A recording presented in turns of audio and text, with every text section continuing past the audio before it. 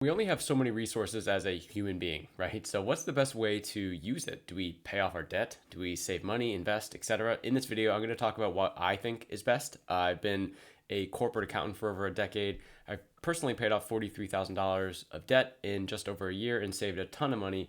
And now I'm helping other people do the same inside my personal finance community called Dollar Discipline University. And here's how these videos are working because I'm building this community in public daily with these videos, a community helping people like you save more money, pay off debt faster, and just have more confidence with your finances. So how these videos are going to work is I'm going to go through the YouTube comments. Think of it like a YouTube Q&A to give you guys immediate value for sort of watching the video. I want to give back to you. Then there's a segment of things that are on my mind to help you reach your financial goals faster. And in today's video, we're going to be talking about the best way to spend your money, in my humble opinion, of course. And then at the end, maybe some community activity, things happening inside the community that are very relevant to you, someone who's trying to take the next step in your personal finances. So let's go to the YouTube comments here. And there are not any. So this is the point of the video when I just want to give back to you guys. So let me know, drop a comment in any of the videos if you're watching them, and just I'd love to kind of, it's a great way to like communicate sort of with you guys. And yeah, so thoughts in my mind to help you reach your financial goals faster. What's the best way to spend money, right? We have the age-old question. Do I save money or pay debt, right? The age-old question. And the reason why this is coming up is because I'm noticing a lot of people that join my community. They're like, hey, I, don't have a lot of money left over at the end of the month. And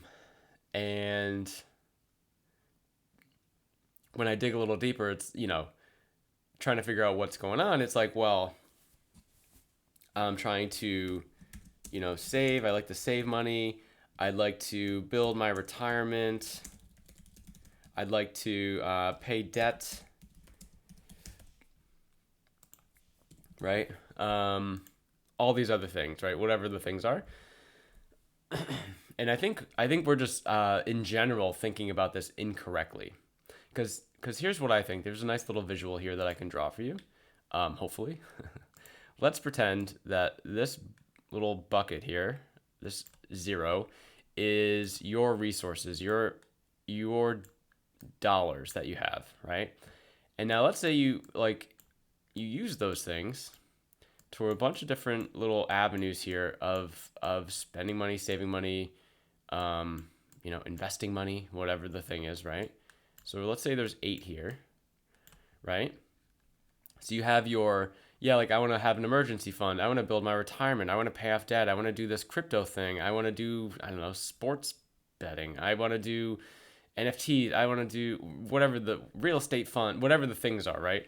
Everyone's got their own ideas of what works. And I think the problem is the way social media is set up is we see online, because I see it all the time, so I'm going to say we, and I'm assuming that means you see it also, these people winning in life with money, presumably, right?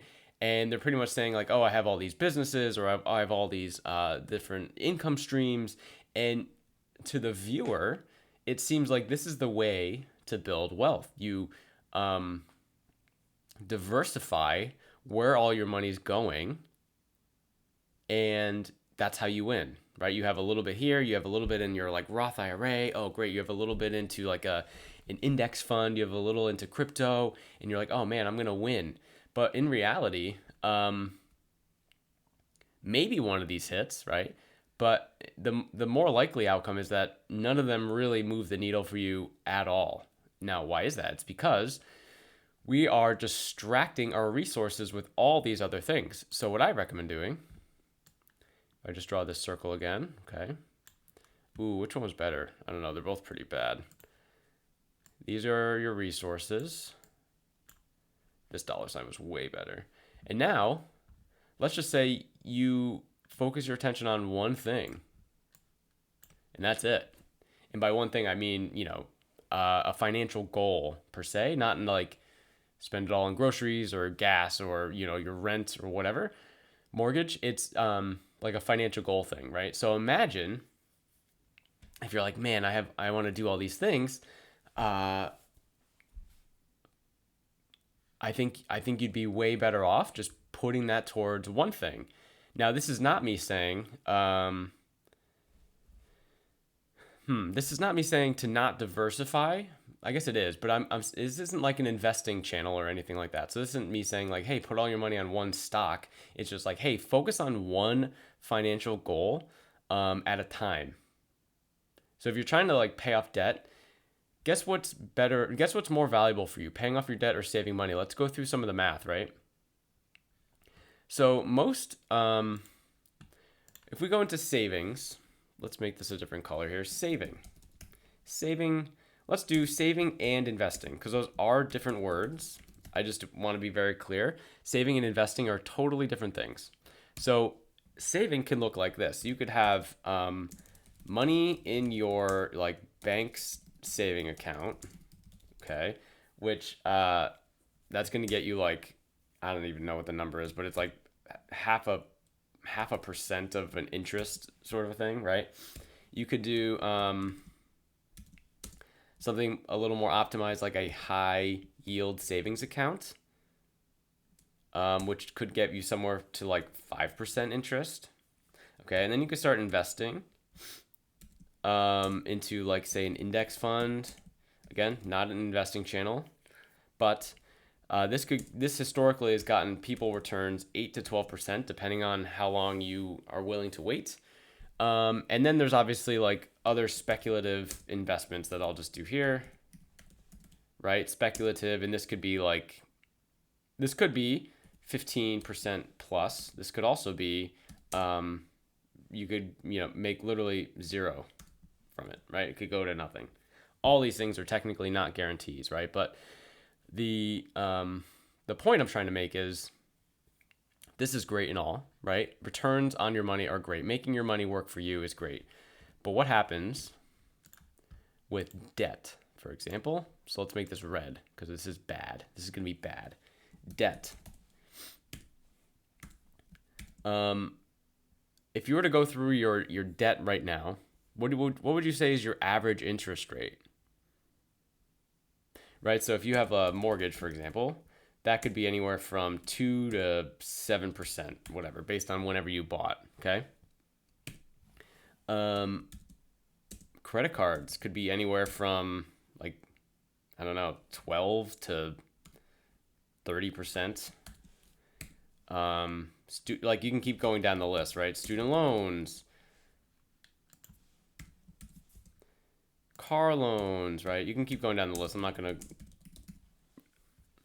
do the percentages for this, but like just look at like I don't know, the percentages. Like at some point we just have to see it as math where okay, and everyone's situation is going to be different by the way, but let's just say your average interest rate on all your debt is say like 15% or something like that, and just like slap it in the middle. Like maybe you have a credit card or two, maybe you have a smaller like student loan percentage, whatever the thing is, right?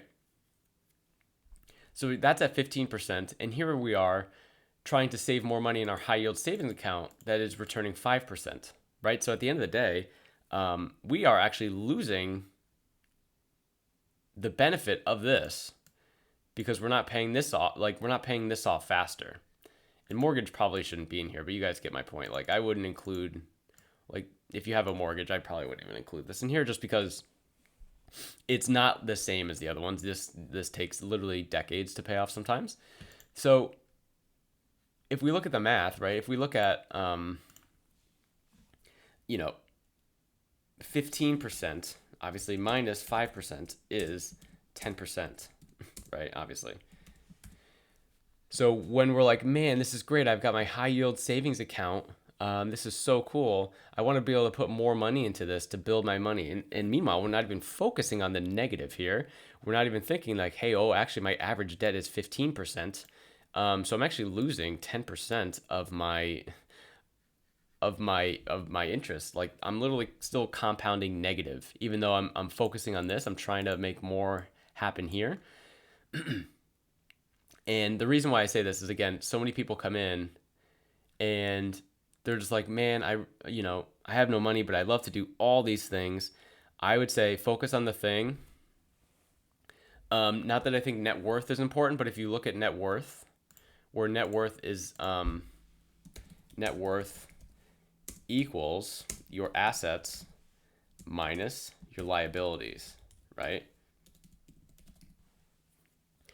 So if your assets are greater than your liabilities, you have a positive net worth, right? But if it's the other way, we have a negative net worth. So what's the thing that's going to immediately increase our net worth faster?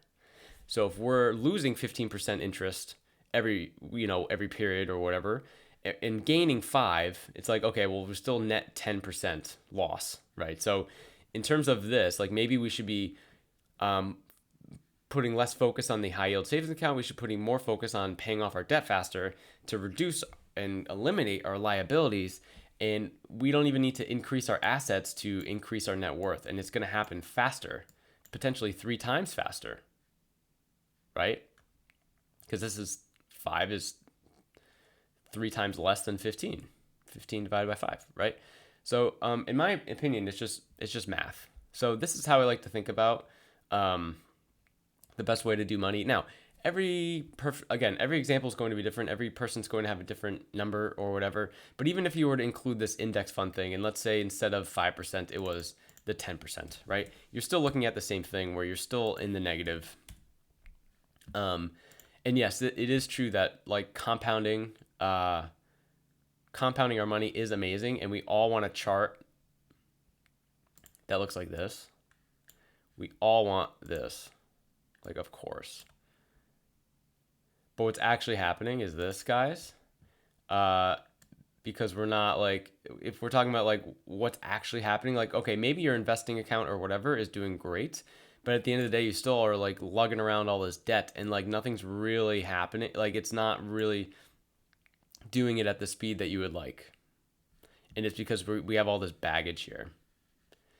So now what's the order to, what do you do first? I would say if you have, if you make good money and you have no savings and a lot of debt, what I would do first is I would build an emergency fund to the level of like your largest unexpected expense, to largest unexpected expense in the last, whatever, in last year. Basically, like, what's going to be the amount that catches most of your unexpected expenses? So that could be $1,000, $2,000, whatever. Just have something. And then go hard with the debt because you have a buffer. So then if something happens, an unexpected expense comes up, you just dive into your emergency fund and you could keep going hard with the debt. And, maybe you slow down. If, like, let's say you have a $2,000, $1,500 emergency fund, right? And then let's say you have, an $800 thing pop up. Well, instead of reducing the amount of money that you're paying towards debt, you simply take it from the emergency fund, and then we slowly build this back up over time as we're continuing the debt process. So this is how I would like to think about it. Build an emergency fund, whatever that number is for you, go hard with the debt, and then save more, invest more, etc. And I just think this is the best way to do it. So inside my community, guys, I am doing this cash flow kickstart. It's a 2-day sprint helping you find more money in your finances. And I've had some amazing wins inside the community. So Angie paid off $20,000 of debt in a year just by going through this process. Zane went from negative monthly cash flow to paying off $5,000 of debt. And Janine just took 30 days to pay off 1 credit card by using this framework where I'm helping you find where your money's been going, how to realign your money to things that matter the most, and how to keep that momentum month after month. That's going to do it for today's video, guys. I don't know about you, but I have 2 kids, and they just bring home the gnarliest germs possible, and I am just not feeling it today. So I'm going to make this one a little shorter than usual. I will see you tomorrow.